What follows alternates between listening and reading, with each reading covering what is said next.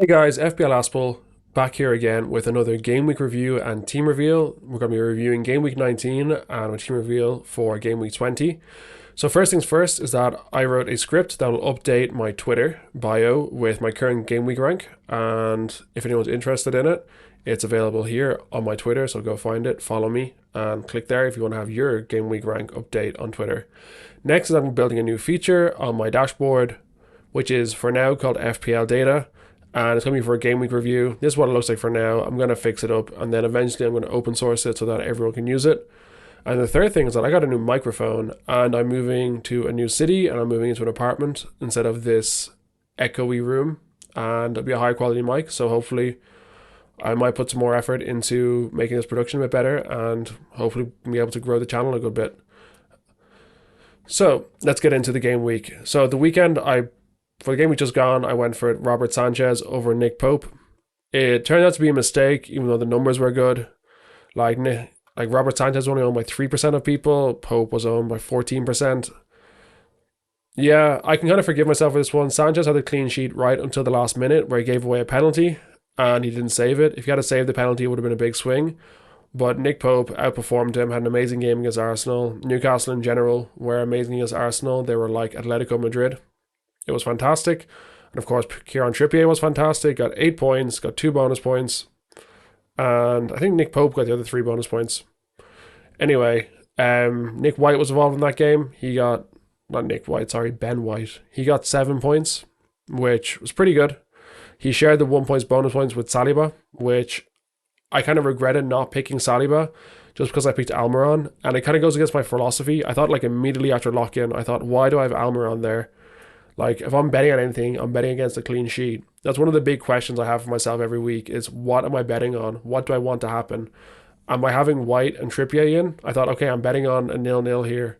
So then how does Almiron score? Like, his ceiling is 3. So looking back, I should have doubled down on the 0-0 bet and had Pope and Saliba. Well, maybe not Pope. I can forgive myself for having Sanchez, but having Almiron instead of Saliba is pretty bad. Kenny Tete, though, pretty happy with that. He got 5 points, just like the previous week. He's about to kick off against Chelsea. I'm going to watch that after recording this. Only owned by 0.6% of people, which is really, really good. Very few people owned him, getting nice points out of him. Happy out. Not happy with Cancelo, though. He's on the thumbnail because he has been the biggest trap card I have seen in my time on FPL.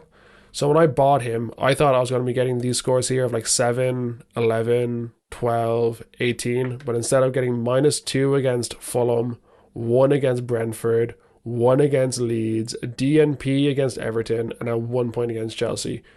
He is an absolute nightmare. He's owned by 46% of people, and I completely rejigged my team last minute before with the last wildcard, the last free wildcard, just to get him in, and it didn't work out.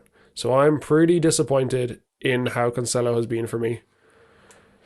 But I couldn't forgive myself for picking him because I thought he had to start. And if he didn't start, he might get a 0 and someone might come on. Andreas, I'm a little mad at Marco Silva for this. He subbed off Andreas at 59 minutes. I would have got 2 more points if he had stayed on, just like the previous week with Ben White, where he was subbed off on 59 minutes, and I would have gotten another 5 points for the 1 point for the appearance and 5 or 4 for the clean sheet. So it happens. Pretty annoyed at Andreas, but he's playing tonight against Chelsea, like I said, and will hopefully pick me up some points because I have had a pretty rough game week that I've got a pretty big negative on me. Anyway, onto these big three, De Bruyne, Salah, and Almiron. I was kind of really betting on these guys just instead of against Rashford and Odegaard and Martinelli and Saka. That I thought these 3 guys were going to be my guys that outperform, and they absolutely haven't, especially De Bruyne. De Bruyne has been very, very poor and disappointing, especially compared to Rashford. So, like, this is what Rashford has done since the break. He's got 14, 5, and 8, which is just crazy. Because I saw United's first 3 fixtures, and I thought, okay, they've got a nice first 3 fixtures, but the bookies actually don't like them versus Wolves. Bookies think that they're actually not that favoured to win. Whereas I'm looking at City, and I thought City are these massive favourites. So, and I also thought like after those 3 games, United would kind of struggle, but now they've gone into a double game week. So, for example, these are Man United's fixtures coming up. So we've got the double game week, City and Palace. So even though I thought City would be this complete wash, Palace are right there to kind of make up for it. And then, okay, tough game against Arsenal, but then that's only one tough game week. And then you've got these 3 games that to play here, and they get to play Crystal Palace and Leeds and Leicester. So United's fixtures were actually not that tough after their first 3. Just mostly just because it's mostly worked out just because they got the double game week, which kind of sucks, but oh well, we live and we learn. Up front, Mitrovic, nice goal, but then he gets yellow carded. He's missing tonight, which sucks from many perspectives. That first of all, he's not going to get that many points. Even though a lot of people, I felt like had him captained, it was still like a big green arrow for me whenever he scored, even though I had Captain Haaland, who again didn't score. I'm kind of concerned about them. I think I'm going to be dropping Mitrovic this week, and I'm also going to be dropping Salah. Haaland captain, didn't score, but he leveled with Salah, which is what I wanted out of him. So yeah, I'm going to look at the killers now real quick. So you see here the big one is Harry Kane. And then if I go down here, Rashford again, 95% owned, cost me 492 points, no, 492 places. Luke Shaw cost me 462, and Harry Kane cost me 556. So yeah, these 3 guys were my big killers. Pretty frustrating. I'd be a lot higher if Shaw and Rashford didn't pop off, but it happens.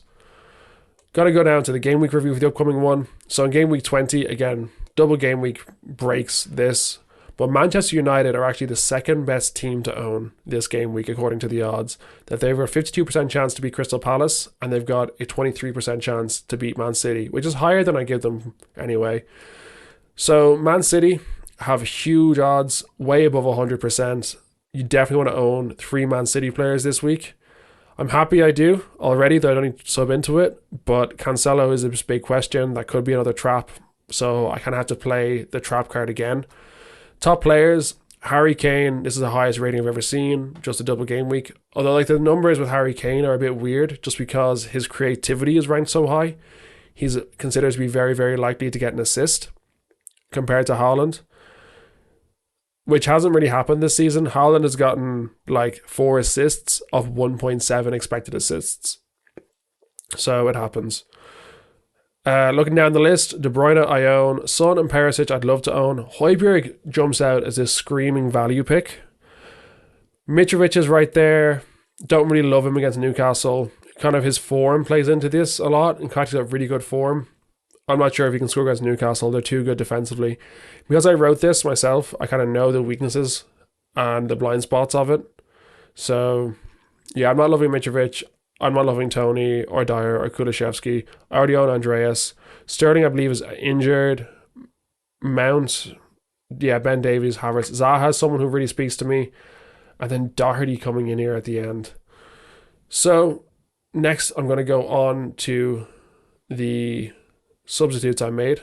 I'm going to say that I subbed out Salah to get in Rashford, and I subbed out Mitrovic to get in Kane. So what I'm hoping that happens this week is that Pope, Trippier keep a clean sheet against Fulham. Almiron scores against Fulham. Cancelo does really well against these two, plays both games.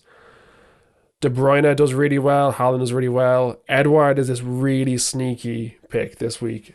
He's the kind of guy I've had in my back pocket, and he's come off the bench the last few times. I think he's going to start one of these games against Man United or Chelsea, and I think he could sneak a goal, and almost no one owns him.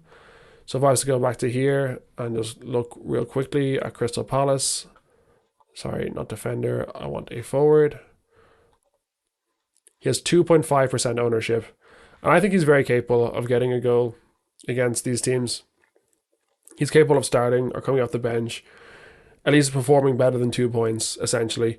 Just double game weeks completely break how these things play out. So he's only got an expected points on Fantasy Football Hub of 3, but I'd take 3 off him. And then, yeah, the one I brought in Harry Kane just because of this gigantic bar. And everyone I've talked to, everyone I think I've seen on Twitter has said Harry Kane is just the guy to own this week.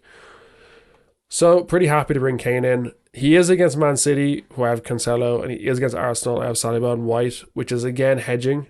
But just the fact it's a double game week, I think he is just too good not to own. So thank you very much for watching. That's been the Game Week review and the look ahead.